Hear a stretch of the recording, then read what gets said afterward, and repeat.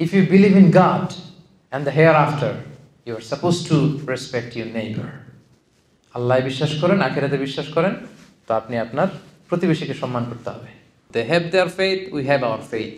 আল্লাহ তাআলা খুব স্পষ্টভাবে বলেছেন, লাকুম দীনুকুম ওয়ালিয়া দীন। তারা তাদের ধর্ম সুন্দরভাবে পালন করবে, আমরা আমাদের ধর্ম সুন্দরভাবে পালন করব, এবং এটাই হচ্ছে ইসলামের সাম্প্রদায়িক সম্প্রীতির শিক্ষা। ইসলাম সব সময় আমাদেরকে অন্য ধর্মের প্রতি শ্রদ্ধাশীল হতে বলে। আসসালামু আলাইকুম ওয়া রাহমাতুল্লাহি ওয়া বারাকাতুহু। ওয়া আলাইকুম আসসালাম ওয়া রাহমাতুল্লাহি ওয়া বারাকাতুহু। নাহমাদুহু ওয়া নুসাল্লি আলা রাসূলিহিল কারীম। أما بعد فأعوذ بالله من الشيطان الرجيم. بسم الله الرحمن الرحيم. لا ينهاكم الله عن الذين لم يقاتلوكم في الدين ولم يخرجوكم من دياركم أن تبروهم وتقسطوا إليهم إن الله يحب المقسطين. صدق الله العظيم. মালয়েশিয়ান প্রবাসী ব্যবসায়ী ভাইদের আয়োজনে আজকের এই প্রোগ্রামে যারা আপনারা উপস্থিত হয়েছেন, আপনাদের সবাইকে জানাচ্ছি আন্তরিক শুভেচ্ছা এবং অভিনন্দন। শুরুতে আমরা আল্লাহ রাব্বুল ইজ্জা ওয়াল জালালের দরবারে শুকরিয়া জ্ঞাপন করছি যে আল্লাহ তাআলা আজকে আমাদেরকে মালয়েশিয়ার রাজধানী কুয়ালালামপুরের হোটেল পুলম্যানের এই বলরুমে এই চমৎকার সন্ধ্যায় কিছু দিনই কথা শুনবার জন্য একত্রিত করেছেন। এজন্য আমরা আল্লাহ রাব্বুল ইজ্জা ওয়াল জালালের দরবারে শুকরিয়া জানাই, আমরা আল্লাহ তাআলাকে থ্যাঙ্কস জানাই। আমরা সবাই পড়ছি কালিমাতু শুকুর, আলহামদুলিল্লাহ আলহামদুলিল্লাহ। আপনাদের সবাইকে আহলান ওয়া সাহলান ওয়া মারহাবান বিকুম ফি হাদাল লিকা আত-তাইয়িব আল খালিস আল মুবারক। আমরা এমন একটা সময় অতিবাহিত করছি যে সময়টাকে গোটা বিশ্ববাসী মনে রাখবে অনেক। গোটা বিশ্ববাসী এত বড় বড় কিছু হোঁচট খেয়েছে লাস্ট ফিউ ইয়ার্সে, এমন কিছু ধাক্কা আমরা খেয়েছি, হেদায়েতের জন্য এই ধাক্কাগুলোই যথেষ্ট। কি বলেন? এত এত বড় ধাক্কা আমি আমার জীবনে দেখিনি। আমাদের এত কাছের মানুষদেরকে আমরা হারিয়েছি, গোটা বিশ্বব্যাপী আমরা হাহাকার দেখেছি। সুপার পাওয়ারগুলো তারা নাস্তানাবুদ হয়ে গিয়েছে, একেবারে কিছুই করার ছিল না, এবং তারা ঘোষণা দিয়েছে যে দুনিয়াতে আমাদের যত ক্যাপাসিটি সব শেষ, এবার আসমান থেকে যদি কোনো রহমত আসে তবেই হয়তো বাঁচতে পারবো। তো সেই মহাপ্রলয় পেরিয়ে আমরা বেঁচে গিয়েছি, আলহামদুলিল্লাহ ওয়া শুকরুলিল্লাহ। আল্লাহ তাআলা আপনাদের সবাইকে ভালো রাখুক, আমাদেরকে হেফাজতে রাখুক, নিরাপদে রাখুক। এই যে মহামারী আল ওয়াবা আল বালা, এই বালা থেকে গোটা বিশ্বকে আল্লাহ তাআলা হেফাজত করুক, আমিন। আমরা আমাদের যাদের নিকট আত্মীয়জনদেরকে আমরা হারিয়েছি, আমরা দোয়া করি আল্লাহ তাআলা তাদেরকে শাহীদ হিসেবে কবুল করুক, তাদের কবরগুলোকে জান্নাতের টুকরা বানিয়ে দিক। মা আনজালাল্লাহু দাআন ইল্লা আনজালাল্লাহু লাহু শিফা। আল্লাহ পৃথিবীতে এমন কোনো রোগ, বালাই, মুসিবত এগুলো পাঠান না যেটার কোনো সলিউশন আল্লাহ রাখেন না। রোগও আছে, ওই রোগ থেকে ভালো হওয়ার মেডিসিনও আছে। তো এটা বের করতে হয়তো আমাদের সময় লাগতেছে, আরও ডেভেলপ হবে একটা অ্যাক্টিভ, একটা ভালো ভ্যাকসিন। এটা বাজারে আসতে 5 থেকে 10 বছর লেগে যায়। তো আমরা তো 6 মাস 1 বছর এই ভ্যাকসিন পেয়ে গিয়েছি। এটা আল্লাহ তাআলার দরবারে শুকরিয়া। আমরা যারা ভ্যাকসিন নেই তারা যেন ভ্যাকসিন নিয়ে নেই। সবসময় আমি ভ্যাকসিনের ব্যাপারে বলি যে আমাদেরকে আরবিতে একটা লিগ্যাল ম্যাক্সিম আছে যে আল ইরতিকাবু বি আখাফিদ দারারাইন। দুইটা যদি ক্ষতি থাকে, দুইটার একটা আপনাকে চুজ করতে হবে, যেটাতে ক্ষতি কম আপনি ওইটা চুজ করবেন। এটা হচ্ছে ইসলামের গাইডলাইন। তো ভ্যাকসিন নিলে কিছু না কিছু ক্ষতি তো হয়, কিন্তু এটার উপকার বেশি, ঠিক কি না? তো এই জন্য এই ভ্যাকসিন, এই শিফা, এই রেমেডি সিস্টেম এটা আমাদেরকে নিতে হবে। আল্লাহ তাআলা আমাদেরকে সবাইকে সুস্থ রাখুন, হেফাজতে রাখুন, নিরাপদে রাখুন। সম্মানিত শুধু আমি একটা টপিক নিয়ে আজকে আপনাদের সাথে কথা বলতে চাই, সেটা হচ্ছে রিলেশন উইথ নন মুসলিম। ভিন্ন ধর্মাবলম্বীদের সাথে অ্যাজ এ মুসলিম আমাদের সম্পর্কটা কেমন হওয়া উচিত অন্য ধর্মাবলম্বীদের সাথে। How should be our relationship with the people of different faith. আমাদের ফেইথ একটা, অন্যদের ফেইথ আরেকটা। লাকুম দীনুকুম ওয়ালিয়া দীন। They have their faith and we have our faith.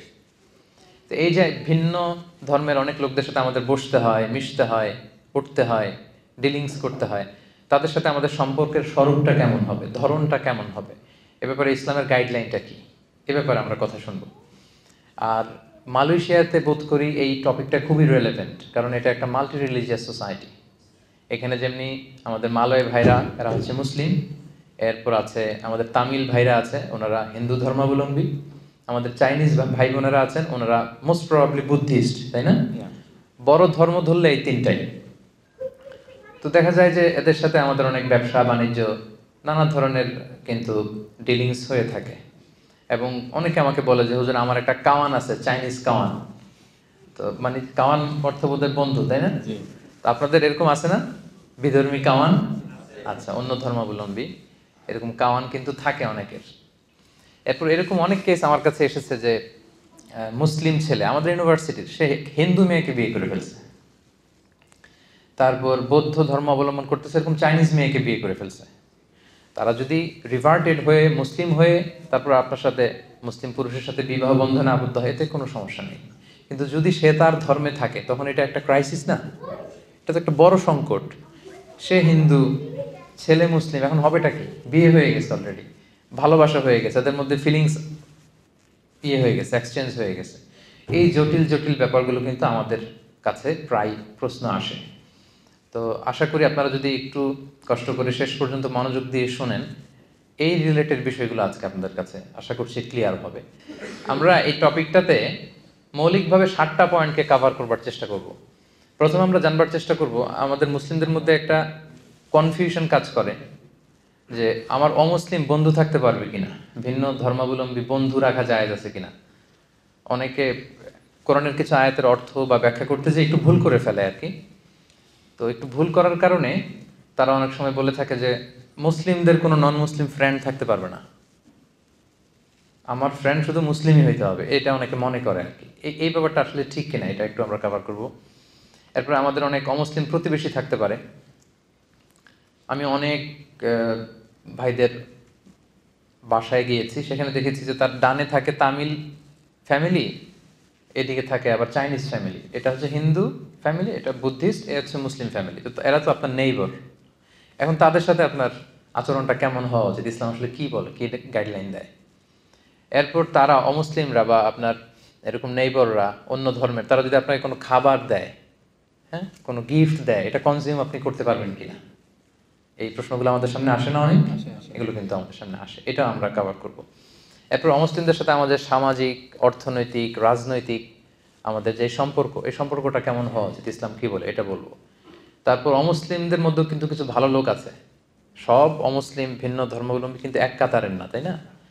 তো তাদের কোনো ভালো কাজ দেখলে এটা আমরা সুনাম করতে পারবো কিনা, তাদের কাজে স্বীকৃতি দিতে পারবো কিনা, তাদের প্রশংসা করতে পারবো কিনা, তাদেরকে রেসপেক্ট দেখানো যাবে কিনা, আমাদের ধর্মের লেজিসলেশনটা কি, এটা আমরা কভার করব।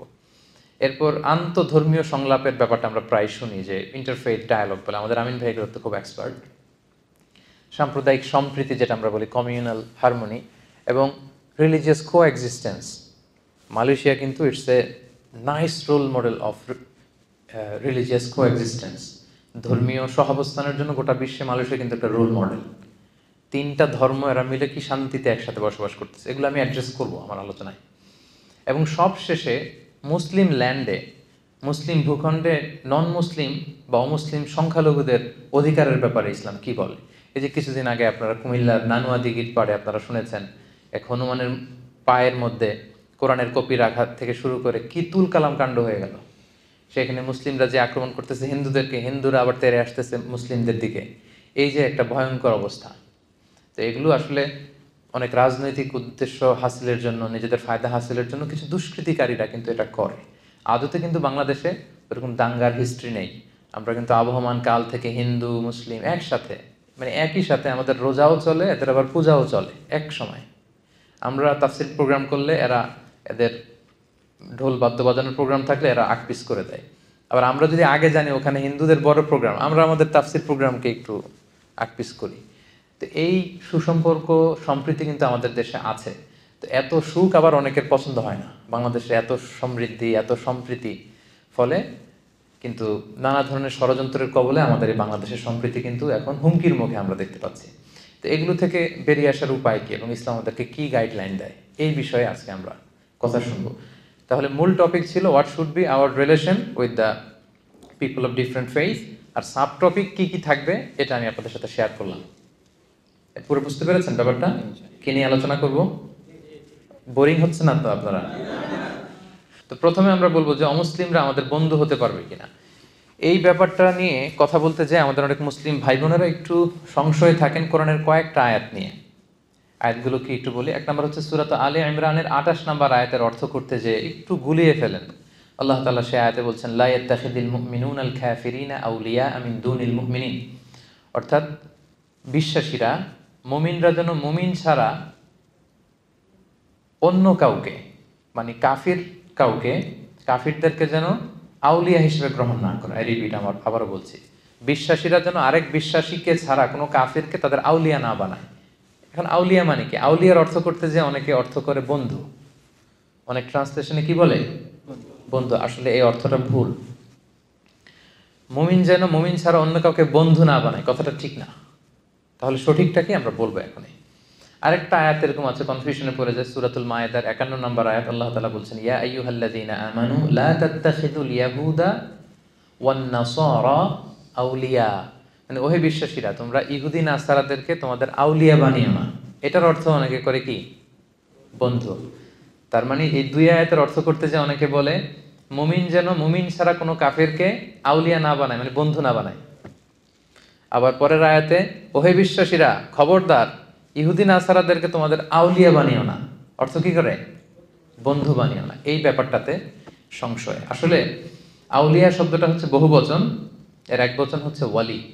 আমরা বলি না ওয়ালি ওয়ালি, অলি বলি না অলি, বড় আল্লাহর অলি, এই অলি আর কি, শুদ্ধ আরবি হচ্ছে ওয়ালি।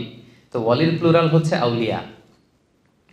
ওয়ালির অনেক অর্থ, বন্ধু বা ফ্রেন্ড এটাও জন্য একটা অর্থ, আরও অনেক অর্থ আছে। এখানে আসলে পারফেক্ট অর্থ হবে যদি আপনি বলেন যে বন্ধু না বলে যদি অর্থ আপনি গার্ডিয়ান বলেন, প্রোটেক্টর বলেন, ভেরি ইন্টিমেট ক্লোজ ফ্রেন্ডশিপ বলেন, তখন অর্থটা ঠিক আছে। তার মানে সঠিক অর্থ হবে কোনো মুমিন যেন মুমিনকে বাদ দিয়ে কোনো কাফিরকে তার গার্ডিয়ান না বানায়।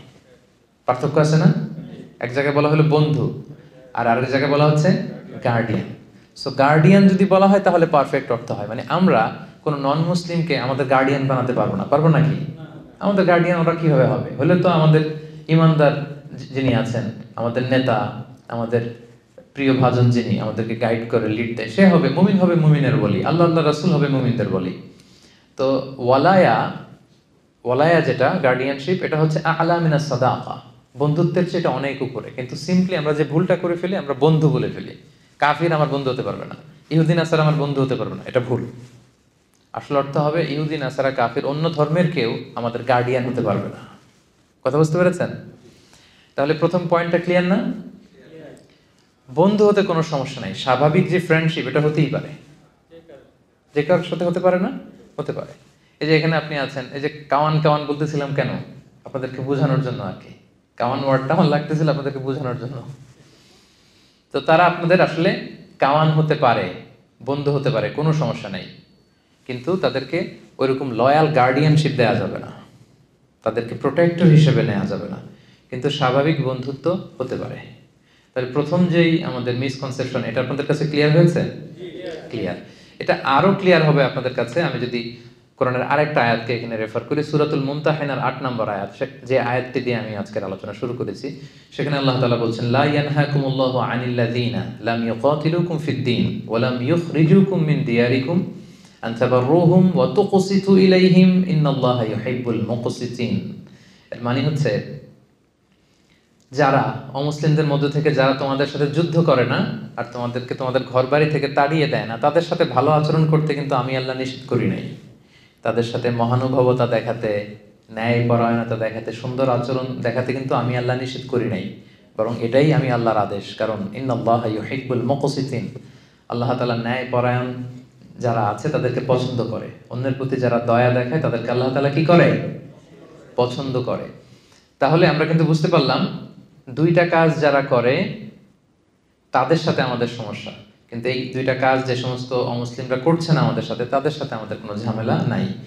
সেই দুইটা কাজ কি? এক হচ্ছে আমাদের সাথে যারা শত্রুতা দেখায় না, বিরোধ দেখায় না, যুদ্ধে লিপ্ত না, আবার আমাদেরকে আমাদের ঘর থেকে উচ্ছেদ করছে না, এলাকা ছাড়া করছে না, এরকম যদি অমুসলিম হয় তাদের সাথে আমাদের ভালোবাসা দেখাতে, মহানুভবতা দেখাতে, ন্যায়পরায়ণতা দেখাতে কোনো বাধা আছে? নাই। আচ্ছা সিম্পলি ধরেন, এই যে মালয়েশিয়াতে ভিন্ন ধর্মের হিন্দু ভাইরা, তামিলরা, তারপর চাইনিজ বৌদ্ধ ধর্মের চাইনিজ ভাই বোনেরা, এরা কি আমাদের সাথে যুদ্ধে লিপ্ত? সবাই বলতে হবে যুদ্ধে লিপ্ত। তামিলরা যুদ্ধে লিপ্ত? থাও থাও ধর্ম আছে একটা, এরা কি আমাদের বিরুদ্ধে যুদ্ধে লিপ্ত? তো এদের সাথে আমাদের কি সমস্যা? এদের সাথে আমাদের ফ্রেন্ডশিপ হতে পারে, এদের সাথে আমাদের ভালো আচরণ দেখানো লাগতে পারে। আল্লাহ তাআলা পুরো স্পেকট্রামটা উল্লেখ করেছেন, দ্য এন্টায়ার স্পেকট্রাম। বীর আর কিস, বীর মানে হচ্ছে সর্বোচ্চ ভালোবাসা দেখানো, এটা প্রয়োজন আপনি দেখাতে পারেন। মা বাবার প্রতি যে আমরা সদাচরণ দেখাই, এটাকে আরবিতে বলে বীর, বিররুল ওয়ালিদাইন। আর কিস হচ্ছে সমান সমান, সে যতটুকু ভালো আচরণ করে আমি অতটুকু করব। তাহলে আল্লাহ সর্বোচ্চ থেকে সর্বনিম্ন সবটার কথা আল্লাহ বললেন। কেউ যদি তোমাদেরকে তেড়ে না আসে, ধর্মযুদ্ধে লিপ্ত না হয় তোমাদের সাথে, তোমাদেরকে ভিটেমাটি ছাড়া করতে না চায়, তাদের সাথে ভালো আচরণ করতে আমি আল্লাহর কোনো নিষেধ নাই। এই আয়াত থেকে এবার বুঝতে পারছেন না যে সুন্দর আচরণ করতে হবে এদের সাথে? আর অন্য ধর্মাবলম্বী ভাই বোনদের সাথে ভালো আচরণ করলেই না তারা ইসলামের দ্য বিউটি অফ ইসলামকে তারা দেখবে, বুঝবে। আপনি সুন্দর সুন্দর ইসলামের কথাগুলো যদি পৌঁছে দেন, মানুষের সাথে শেয়ার করেন, আপনি অবাক হবেন কিভাবে পঙ্গপালের মতো মানুষ, অন্য ধর্মের লোকের আপনার কথা শুনতে আসবে। তারা আপনাকে দেখে ইমপ্রেস হবে, কারণ you are the ambassador of Islam. আমরা প্রত্যেকে ইসলামের অ্যাম্বাসেডর। আমার কাছে সবচেয়ে বেশি ভালো লাগে যে অনেক বিধর্মী ভাইরা আমার সাথে কথা বলতে আসে এয়ারপোর্টে, বিভিন্ন জায়গায়। অনেক হিন্দু ছেলেরা দৌড়ে আসে, বলে হুজুর আপনার সাথে একটা সেলফি তুলবো। অন্যদেরকে না করলেও এদেরকে আমি না করি না। আমি বলি যে হ্যাঁ তোলো, যত মনে চায় তোলো। এই তো গত পরশু বোধহয় বুকিট বিনতাং এরিয়াতে আমার একটা কাজ ছিল, হঠাৎ এক ছেলে দৌড়ে আসছে, দেখে বলতেছে হুজুর একটু গ্লাসটা নামানো। তো গ্লাস নামালাম, বলতেছে আমি কি বড়ুয়া যেন বললো, বড়ুয়া। তো বলতেছে আমি বৌদ্ধ ধর্মের, বাড়ি কোথায়? কক্সবাজার। তো কি করো? এখানে কাজ করি। তো বলে আমি বৌদ্ধ হলেও আপনার আলোচনা সব শুনি, আমি আপনার আলোচনাগুলো আমার খুব ভালো লাগে, আমি অনেক কিছু শিখতেছি। So this is the way. এইভাবেই তো ওদের কাছে পৌঁছতে হবে আমাদের। এমন তো হতে পারে সে আলোচনাগুলো শুনতে শুনতে ইসলামের সৌন্দর্য, ইসলামের এই যে ব্রড সেন্স, ইসলামের এই মাধুর্য, এগুলো দেখে একসময় সে কালেমা পড়ে কিন্তু মুসলমান হয়ে যেতে পারে না? আমাদের অনেক প্রোগ্রামে অনেক অন্য ধর্মের ভাই বোনেরা কিন্তু এসে কালেমা পড়ে মুসলমান হচ্ছে, তারা শাহাদা বাক্য পাঠ করতেছে। তো আপনি যদি ওদের সাথে কথাই না বলেন, আপনি যদি ওদেরকে শত্রু জ্ঞান করেন, তো তারা কি আপনার সাথে মিশতে পারবে? পারবে না, তো কাছেই তো আসতে পারবে না।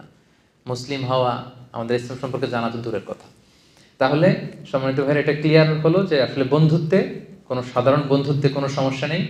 এবং যারা আমাদের প্রতি হেট্রেড ছড়ায়, তারপর হিংসা ছড়ায়, আমাদের সাথে বিরোধে লিপ্ত, আমাদেরকে উৎখাত করতে চায়, এদের সাথে আমাদের রিয়াকশন ভিন্ন। কিন্তু স্বাভাবিকভাবে কোনো অন্য ধর্মের লোকদের সাথে আমাদের খারাপ আচরণের সুযোগ নেই, বরং আল্লাহ তাআলা তাদের সাথে মহানুভব হতে বলেছেন, ভালো আচরণ করতে বলেছেন। যত সর্বোচ্চ আচরণটা, আমাদের ভালো আচরণের সর্বোচ্চটা কিন্তু তাদেরকে দেখাতে বলেছেন, যাতে এগুলো দেখে তারা ইসলামের প্রতি কি হয়? আকৃষ্ট হয়। বুঝতে পেরেছেন না ব্যাপারটা? ক্লিয়ার তো না? আচ্ছা, এবারে এতক্ষণ তো দলিল দিলাম, এবার কিছু কমন সেন্স বলি। এটা কমন সেন্সও আমাদের বলে যে আমাদের যেই ন্যাচারাল লাভ, ভালোবাসা, এইটা আমরা আটকাবো কিভাবে? এটা তো আটকানোর সুযোগ নাই। সহজাত ভালোবাসা যেটা যেটা এমনি মন থেকেই আসে। দেখবেন অনেক, আমি কুমিল্লাতে থাকতে এক হিন্দু দোকান থেকে মুদির সদাই করতাম আর কি, মুদি আইটেমটা কিনতাম। অন্য মুসলিমদের ওখানে কেন যেতাম না, মানে একবার তার দোকানে যাওয়ার পরে এত ভালো আচরণ, এত তার সুন্দর ডিলিংস, আমাকে সে মুগ্ধ করেছে। তো বাধ্য হয়ে একে আর বাদ দিতে পারি নাই। বাজারে গেলেই আমি এর কাছ থেকে সদাইটা নিয়ে নিতাম। তো এই যে আমার মুগ্ধতা, তার সততা দেখে, তার নিষ্ঠা দেখে, এটার কি আমার হাত আছে? হৃদয়ের উপরে তো আমার হাত নাই। এজন্য ইসলাম সহজাত যে ভালোবাসাটা তৈরি হয় অন্যের প্রতি, এটাতে বাধা দেয় না। সিম্পলি একটা উদাহরণ দিয়ে বলি, আল্লাহ রাসূল সাল্লাল্লাহু আলাইহি ওয়াসাল্লামের চাচা আবু তালেব, উনি কি ইসলাম ধর্ম গ্রহণ করেছিলেন? জানেন আপনারা? উনি কিন্তু ইসলাম ধর্ম গ্রহণ করেনি, মুশরিক ছিলেন। কি ছিলেন? শিরকের উপরই ইন্তেকাল করেছেন। এমনকি মৃত্যুর বিছানায় আল্লাহ রাসূল সাল্লাল্লাহু আলাইহি ওয়াসাল্লাম যে বললেন, চাচা একবার শুধু বলেন আশহাদু আল্লা ইলাহা ইল্লাল্লাহ ওয়া আশহাদু আন্না মুহাম্মাদান আবদুল্লাহি ওয়া রাসূলুহু, বাকিটা আমি আল্লাহর সাথে বুঝবো। শুধু একবার এটা আপনি আমাকে বলেন। কারণ আজীবন রাসূল সাল্লাল্লাহু আলাইহি ওয়াসাল্লামকে শেল্টার দিয়েছিলেন উনি, আর্থিক shelter, financial shelter, political shelter, social shelter. মানে নিজের বাবা যেরকম সন্তানকে আগলে রাখে, রাসূল সাল্লাল্লাহু আলাইহি ওয়াসাল্লামের চাচা আবু তালেব আগলে রেখেছিলেন, কিন্তু ইসলাম ধর্ম গ্রহণ করেননি। তো রাসূল সাল্লাল্লাহু আলাইহি ওয়াসাল্লাম এই চাচাকে অনেক ভালোবাসতেন। তো রাসূল সাল্লাল্লাহু আলাইহি ওয়াসাল্লাম যে ভালোবাসতেন, এটা কি অপরাধ ছিল? কারণ এটা সহজাত ভালোবাসা, এটা এমনিতেই চলে আসে। উনি মুশরিক ছিলেন, কিন্তু রাসূল সাল্লাল্লাহু আলাইহি ওয়াসাল্লাম অত্যন্ত ভালোবাসতেন। রাসূল সাল্লাল্লাহু আলাইহি ওয়াসাল্লামের প্রথম বিয়েটা আম্মা জান খাদিজাতুল কুবরা রাদিয়াল্লাহু তাআলা আনহার সাথে উনি নিজে পড়িয়েছেন, উনি নিজে খুতবা দিয়েছেন। বিয়ের মোহরানাটা নিজ পকেট থেকে আদায় করে দিয়েছেন। সুবহানাল্লাহি ওয়া বিহামদিহি।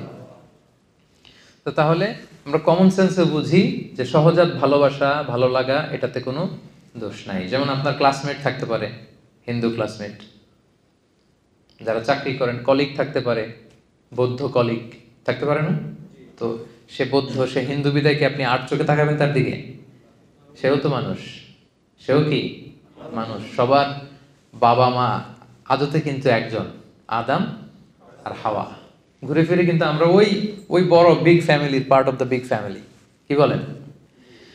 সেই জন্য ইসলাম সহজাত ভালোবাসাকে নিষেধ করে না, যেটা এমনি একটা মুগ্ধতা কাজ করে, কারো সততা, কারো নিষ্ঠা দেখে তার প্রতি একটা ভালো লাগা, বন্ধুত্ব হতে পারে।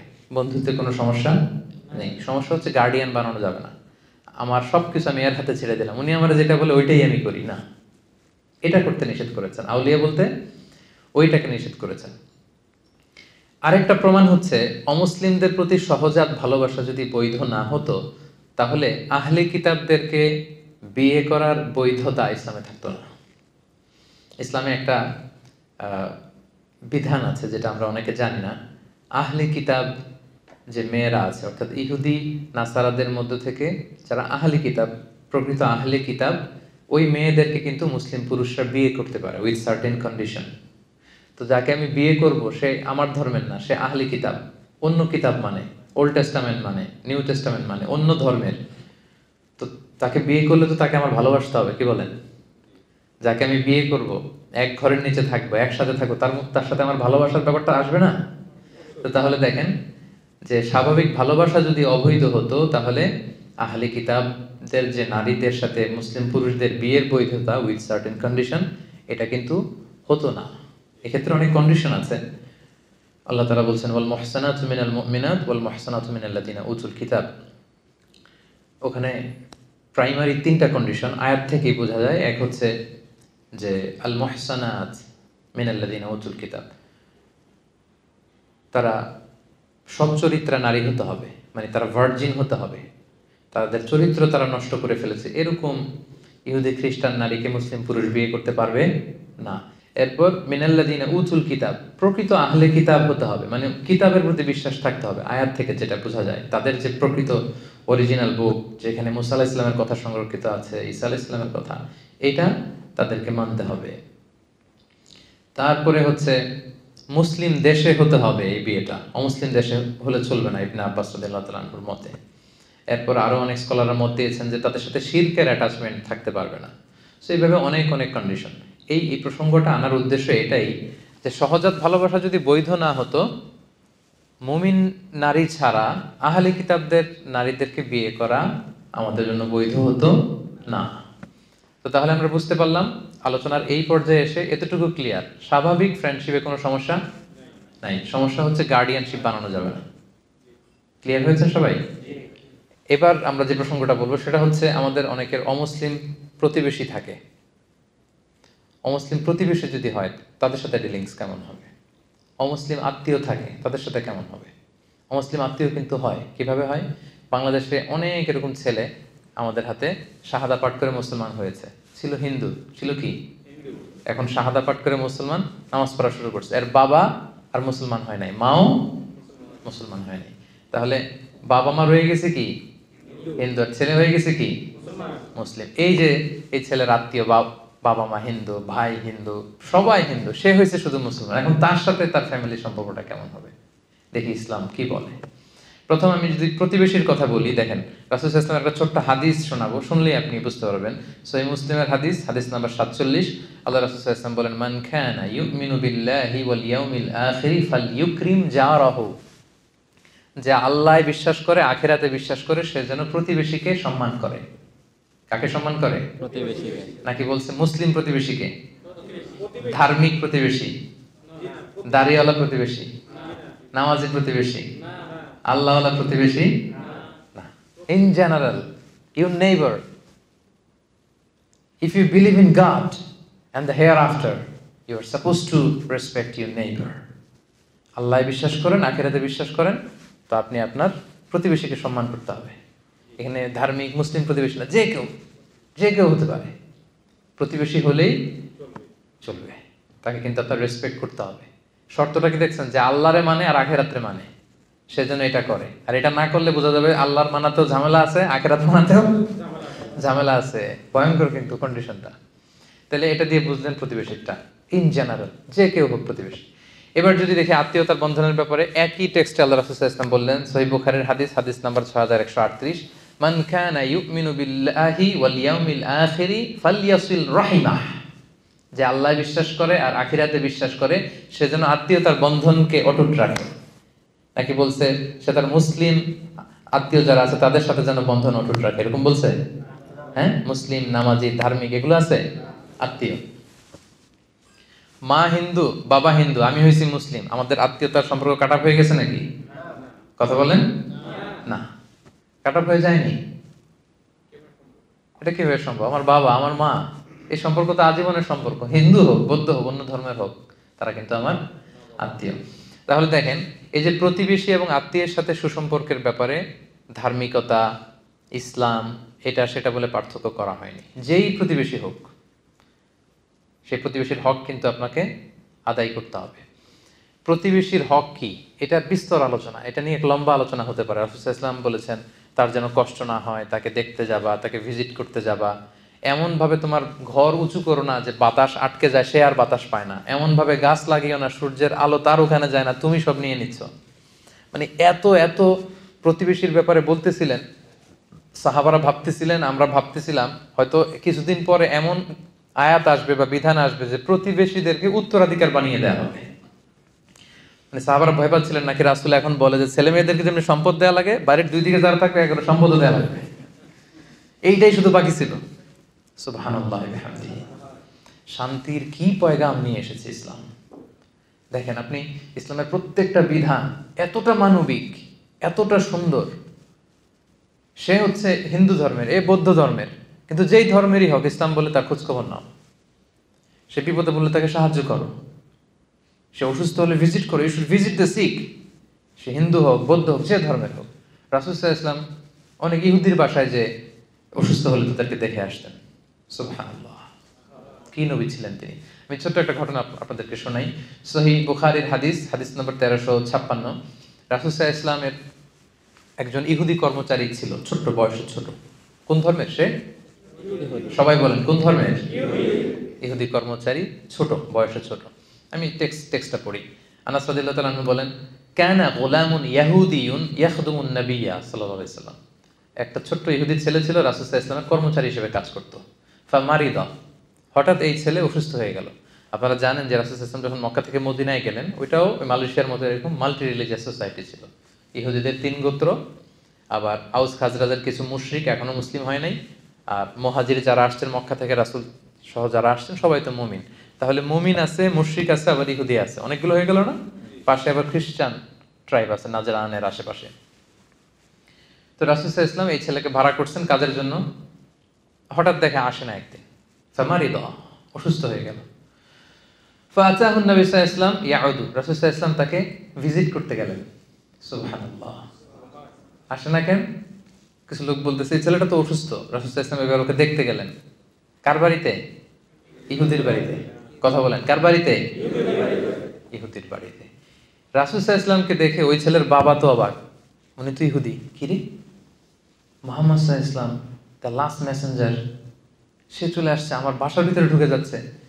এসে উনি পারমিশন নিয়ে রাসূল সাল্লাল্লাহু আলাইহি ওয়াসাল্লাম ঢুকেই গেলেন ঘরের ভিতরে। ফাকাআদা ইনদা রাসিহি, ওই ছোট্ট ছেলেটা মুমূর্ষু অবস্থা, জান যায় প্রায়, মাথার পাশে রাসূল সাল্লাল্লাহু আলাইহি ওয়াসাল্লাম বসলেন। ছেলেটা তাকিয়ে আছে রাসূল সাল্লাল্লাহু আলাইহি ওয়াসাল্লামের দিকে, বাবা দাঁড়িয়ে আছে। রাসূল সাল্লাল্লাহু আলাইহি ওয়াসাল্লাম তাকে বললেন, আসলিম, ইসলাম ধর্ম গ্রহণ করো। এবার ছোট্ট ছেলে হঠাৎ শকড, যে আমাকে বলতেছে ইসলাম ধর্ম গ্রহণ করতে, কি করব? তো সে দাঁড়িয়ে থাকা বাবার চেহারার দিকে তাকালো। ফানাযারা ইলা ওয়াজহি আবি, দেখি আব্বা কি বলে, আব্বা কি বলে দেখি। তো তার বাবা রাসূল সাল্লাল্লাহু আলাইহি ওয়াসাল্লামের আচরণ, রাসূল সাল্লাল্লাহু আলাইহি ওয়াসাল্লামের ব্যক্তিত্ব দেখে এতটাই মুগ্ধ, কিং কর্তব্য বিমূঢ় হয়ে সে বলতে আরম্ভ করলো, ফাকাল লাহু আতি' আবুল কাসিম সাল্লাল্লাহু আলাইহি ওয়াসাল্লাম। ছেলেকে বলতেছে ঠিক আছে, উনি যা বলে তাই করো। সুবহানাল্লাহ। আবুল কাসেম, রাসূল সাল্লাল্লাহু আলাইহি ওয়াসাল্লামের সন্তানের নাম ছিল কাসেম। আবুল কাসেমের আনুগত্য করো, যা বলে তাই করো। তখন ছেলেটা বলতে আরম্ভ করলো, আশহাদু আল্লা ইলাহা ইল্লাল্লাহ ওয়া আশহাদু আন্না মুহাম্মাদার রাসূলুল্লাহ। ফাসলামা, সে শাহাদা বাক্য পাঠ করে মুসলমান হয়ে গেল। ফাখারাজা রাসূলুল্লাহ সাল্লাল্লাহু আলাইহি ওয়াসাল্লাম, রাসূল সাল্লাল্লাহু আলাইহি ওয়াসাল্লাম এবার ঘর থেকে বের হলেন। ইয়াকুল, এই বলতে বলতে বের হলেন, আলহামদুলিল্লাহিল্লাযী আনকাযাহু মিনান নার, প্রশংসা সে আল্লাহর, যে আল্লাহ একজন জাহান্নামীকে মুহূর্তের মধ্যে জান্নাতি বানিয়ে দিয়েছে। এই শাহাদা বাক্য, এই বিশ্বাসটুকু হৃদয়ে ধারণ করার আগে আমার এই গোলাম ছিল জাহান্নামী, আহলুন নার, আগুনের অধিবাসী। সে আল্লাহর প্রশংসা যে মুহূর্তের মধ্যে তাকে জান্নাতের অধিবাসী বানিয়েছে। সুবহানাল্লাহ ওয়া বিহামদিহি। সহিহ বুখারীর হাদিস। এটা কেন আমি এখানে উল্লেখ করলাম? যে রাসূলুল্লাহ সাল্লাল্লাহু আলাইহি ওয়াসাল্লাম ইহুদির বাসায় যে অসুস্থকে ভিজিট করতেন, আর আমরা মুসলিম ভাই আরেক মুসলিমের খবর নেই না। আমরা তো মুমিন, ইমানের বন্ধনে আমরা আবদ্ধ, আমরা একে অপরের সাথে সুসম্পর্ক বজায় রাখি না। রাসূল সাল্লাল্লাহু আলাইহি ওয়াসাল্লাম ভিন্ন ধর্মাবলম্বীদের ঘরে যে তিনি ইসলামের বাণী পৌঁছিয়েছেন। ইসলাম তো এইভাবে প্রচার হয় নাই, আমরা তো জন্মসূত্রে ইসলাম পেয়েছি, এই জন্য এটার মর্ম বুঝি না। জন্মাই দেখি যে আজান, তারপর একামত, দেখি যে কোরআন, হাদিস, ওয়াজ, মাহফিল, কিন্তু নবীরা প্রতিটা পদে পদে নিজেদেরকে প্রমাণ করে করে ইসলামের এই বাণীকে কিন্তু প্রচার করতে হয়েছে। আল্লাহ রাসূল সাল্লাল্লাহু আলাইহি ওয়াসাল্লাম ওনার আচরণ দিয়ে, ব্যক্তিত্ব দিয়ে এভাবে ইসলামের পয়গাম পৌঁছিয়েছেন। তবে সম্মানিত সুধী, আমার প্রতিবেশী যে ধর্মের হোক, যে ধর্মের হোক, প্রতিবেশীর খোঁজ খবর আমাকে নিতে হবে। এখন থেকে পারবেন না আপনারা? আশেপাশে যারা থাকে যে ধর্মের হোক, একটু খোঁজ নেন। অসুস্থ হলে কিছু নিয়ে যান, সামান্য ফল নিয়ে যান, একটু খোঁজ খবর রাখার চেষ্টা করেন। এটা হচ্ছে ইসলামের শিক্ষা। তাহলে প্রতিবেশী গেল। এবার আমরা যদি আত্মীয়তার কথা বলি, যে প্রফেটের টাইমে এরকম হয়েছে যে বাবা মুশরিক, ছেলে হচ্ছে মুসলিম, এরকম অনেক হয়েছে। আবার সহিহ বুখারীর আরেকটা হাদিস আপনাদের শোনাবো, হাদিস নাম্বার 3183। আল্লাহ রাসূল সাল্লাল্লাহু আলাইহি ওয়াসাল্লামের স্ত্রী আম্মা জান আয়েশা রাদিয়াল্লাহু তাআলা আনহা, ওনার বড় বোন আসমা বিনতে আবি বকর, বড় বোনের নাম কি? আসমা বিনতে আবি বকর। ওনারা আবার সহোদরা বোন ছিলেন না, মানে আপন বোন না। আবু বকর রাদিয়াল্লাহু তাআলা আনহু একাধিক বিয়ে করেছিলেন। আয়েশা রাদিয়াল্লাহু তাআলা আনহুর মা একজন, আসমা ওনার মা আরেকজন। আর আসমা অনেক বড় ছিল, 12 বছর বড় ছিল আয়েশা রাদিয়াল্লাহু তাআলা আনহা থেকে। তো হিজরত করে যখন উনি চলে এসেছেন, জুবাইর ইবনুল আওয়াম রাদিয়াল্লাহু তাআলা আনহু হচ্ছে ওনার হাজবেন্ড। তো মদিনাতে যখন চলে এসেছেন, এরপর হুদাইবিয়ার সন্ধি যখন হলো 6ষ্ঠ হিজরিতে, হুদাইবিয়ার পরে মক্কা থেকে মদিনায় আসা যাওয়ার শিথিল করা হলো নিয়ম। এই যে কিছুদিন আগে আমাদের ইন্টারস্টেট ব্যান করা ছিল না, এরপরে কি করা হলো? শিথিল করা হলো যে ইন্টারস্টেট করা যাবে। তো এই সন্ধি হওয়ার আগে যুদ্ধ পরিস্থিতি ছিল। পিস এগ্রিমেন্ট যখন হলো হুদাইবিয়ার, তখন মক্কার লোক মদিনায় আসতে পারে, মদিনার লোক মক্কা যেতে পারে। তো এখন আসমার মা আবু বকর রাদিয়াল্লাহু তাআলা আনহুর স্ত্রী, ওনার নাম হচ্ছে কুতাইলা, কুতাইলা বিনতে আব্দুল উজ্জা। তিনি ছিলেন মুশরিকা, তিনি কি? আর মেয়ে আসমা হচ্ছে মুসলিমা। তাহলে মা মুশরিক, মেয়ে মুসলিমা। তো এখন মেয়েকে মিস করতেছেন, মেয়েকে দেখার জন্য উনি মক্কা থেকে মদিনায় আসেন, কিন্তু আসমা রাদিয়াল্লাহু তাআলা আনহা উনি মায়ের কাছে যায় না। ওনার ধারণা আমি হচ্ছি মুসলিমা আর উনি হচ্ছেন মুশরিকা। হ্যাঁ, মুশরিকরা হচ্ছে নাজিস, অপবিত্র, আমি আমার মায়ের কাছে যাব না। আর সে যেহেতু আমার ভিন্ন ধর্ম অবলম্বন করে, ভিন্ন ফেথ, তো তার সাথে আমার কোনো সম্পর্ক নেই। ওনার কাছে ব্যাপারটা ক্লিয়ার ছিল না। তো উনি মা এসে বসে আছে, অনেক গিফট নিয়ে আসছে, সেই মদিনা থেকে মক্কা আপনারা জানেন কত মাইল দূর। আর এখন তো আমরা গাড়িতে চলে যাই, তখন সে ওটে করে, ঘোড়ায় করে লম্বা কষ্টের সফর শেষে আসতে হতো। উনি এসেছেন, কিন্তু মেয়ে তো দরজা খোলে না, মেয়ে যায় না। অনেক দিন ধরে উনি মদিনায় অপেক্ষা করলেন, মেয়ের সাথে দেখা পায় না। পরে উনি কনফিউশন দূর করার জন্য আল্লাহ রাসূল সাল্লাল্লাহু আলাইহি ওয়াসাল্লামের কাছে গেলেন, যে বললেন, ইয়া রাসূলুল্লাহ, ইন্না উম্মি কদিমাত আলাইয়া, আমার মা তো মক্কা থেকে মদিনায় এসেছে আমার সাথে মিট করার জন্য। মুশরিকা, না মুশরিকা ইয়া রাসূলুল্লাহ, আপনি তো জানেন যে আমার মা তো এখন ইসলাম ধর্ম গ্রহণ করেনি। আফা আসিলুহা ইয়া রাসূলুল্লাহ, আমি কি আমার মায়ের সাথে আত্মীয়তার বন্ধনকে বজায় রাখবো, নাকি এখন যে তাকে বর্জন করেছি, কথা বলা বন্ধ করেছি, এটাই ঠিক রাখবো? আল্লাহ রাসূল সাল্লাল্লাহু আলাইহি ওয়াসাল্লাম বললেন, হ্যাঁ অবশ্যই, নাম সিলিহা, বজায় রাখবে মানে অবশ্যই অবশ্যই অবশ্যই তুমি তোমার মায়ের সাথে আত্মীয়তার বন্ধনকে অটুট রাখবে। যাও, আচ্ছা তুমি যাও, তোমার মায়ের সাথে দেখা করো, আত্মীয়তার বন্ধনকে তুমি মিলিয়ে রাখো, এটাকে কখনো কাট অফ করা যাবে না। সুবহানাল্লাহ ওয়া বিহামদিহি। দেখেন, মা হচ্ছে মুশরিকা, মেয়ে হচ্ছে মুসলিমা, কিন্তু সম্পর্ক কি ছিন্ন করা যাবে? কথা বলেন। তাহলে বাংলাদেশে এরকম অ্যাভেলেবেল ঘটনা ঘটে, ছেলে মুসলমান হয়েছে, বাপ মা হিন্দু, সম্পর্ক কিন্তু কখনো নষ্ট করা যাবে না, যেহেতু আত্মীয়তার বন্ধন। মা বাবার সেবা করতে হবে। যদিও মা বাবা হিন্দু, মা বাবাকে প্রতি মাসে ন্যায়সঙ্গতভাবে যে খরচ দেওয়া দরকার সেটা দিতে হবে, তাদের খোঁজ খবর রাখতে হবে। ভাই বোনের যে হক, এই হকগুলো কিন্তু ঠিকই আদায় করতে হবে। তাহলে ভিন্ন ধর্মাবলম্বী যদি আমার প্রতিবেশী হয়, প্রতিবেশীর যে হক অন্য ধর্মের হলেও একই হক। আত্মীয় যদি ভিন্ন ধর্মেরও হয়, তাহলে আত্মীয়তার সম্পর্কের ব্যাপারটা মুসলিম হলে যেরকম, অমুসলিম হলেও একই রকম। তাহলে সেখানে স্বাভাবিক বন্ধুত্ব না, অমুসলিমদের সাথে প্রথমে তো জানলাম বন্ধুত্ব, ফ্রেন্ডশিপ হতে পারে, কিন্তু প্রতিবেশী হলে এটার গভীরতা আরো বেশি, আত্মীয় হলে গভীরতা আরো বেশি। বুঝতে পেরেছেন সবাই?